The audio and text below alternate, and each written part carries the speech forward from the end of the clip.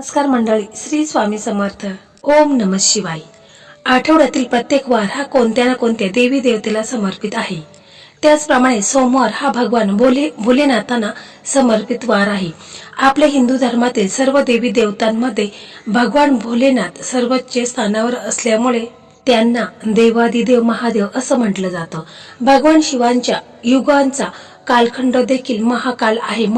म्हणून भगवान भोलेनाथांना भोळा सांब असं देखील म्हटलं जातं.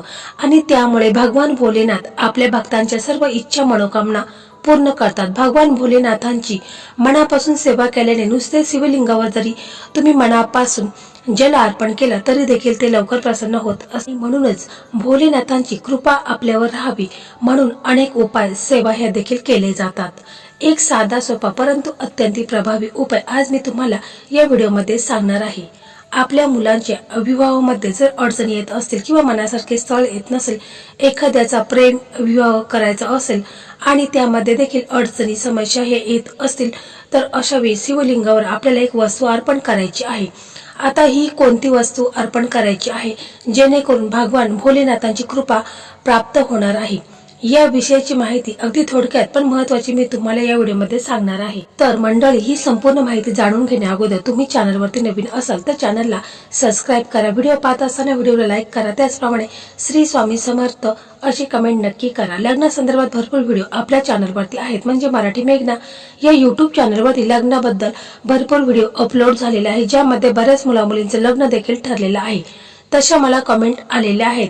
कारण मी जे हे उपाय तुम्हाला सांगत आहे तर ते ज्योतिषांनी सांगितलेले महा उपाय आहेत आणि यामध्ये बऱ्याच मुलांचं लग्न ठरलेलं आहे. तर ते देखील व्हिडिओ तुम्ही पाहू शकता. तर आजकाल आपण पाहत असतो, मुलगा असू द्या किंवा मुलगी असू द्या, त्यांचं लग्न हे त्यांच्या योग्य वयामध्ये होत नाही. म्हणजे लग्नाचं वय उलटून गेलेलं आहे तर देखील मुलांचं लग्न ठरत नाही.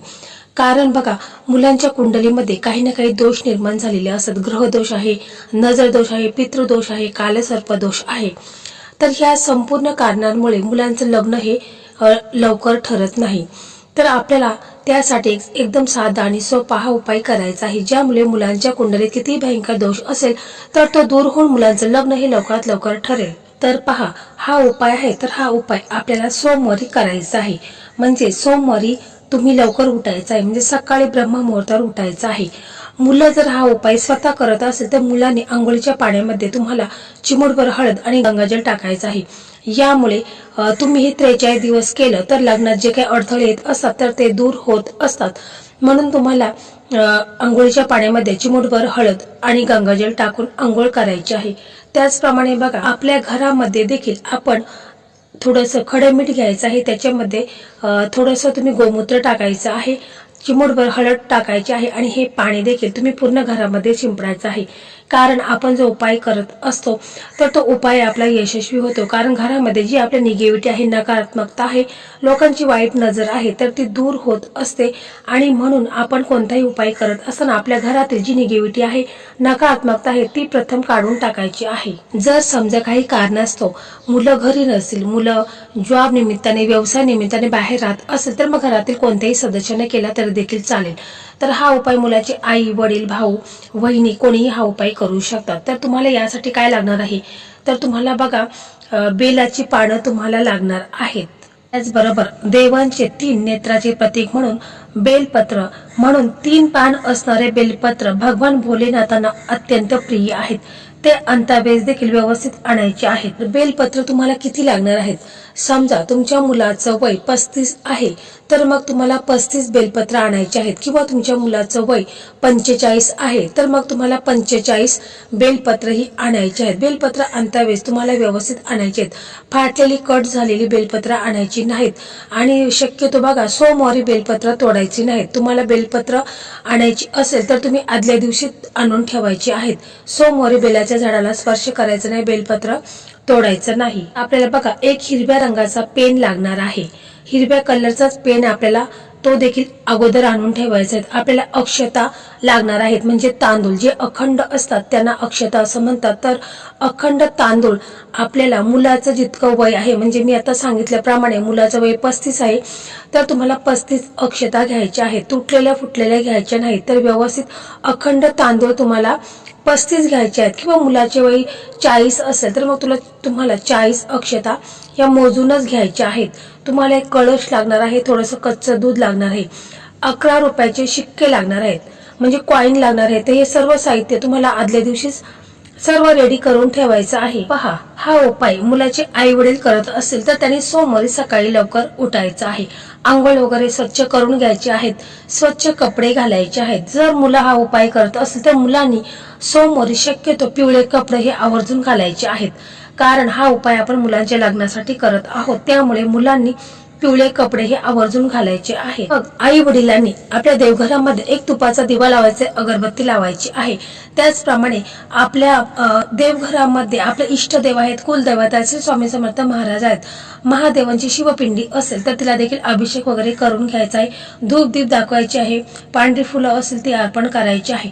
आणि त्याच्यानंतर आपले जे इष्टदेव आहेत, कुलदैवत आहेत, गणपती बाप्पा आहेत, श्री स्वामी समर्थ महाराज आहेत, तर यांना प्रार्थना करायची आहे की माझ्या मुलांच्या कुंडलीमध्ये जो काही नजर दोष आहे, पितृदोष आहे, ग्रह दोष आहे, कालसर्प दोष आहे, तर ते संपूर्णपणे दूर होऊन माझ्या मुलांचं लग्न हे लवकरात लवकर व्हावे.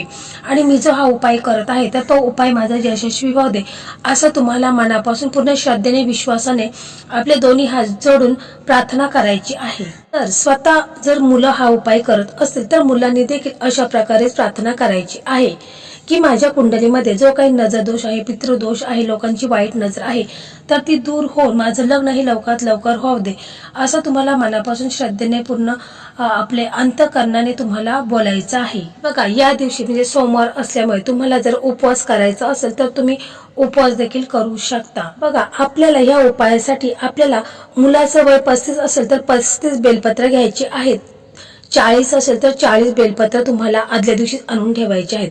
त्याचप्रमाणे हिरव्या रंगाचा पेन घ्यायचा आहे. तसेच बघा, तुम्हाला काय करायचं आहे की एक तांब्या भरून पाणी घ्यायचं आहे.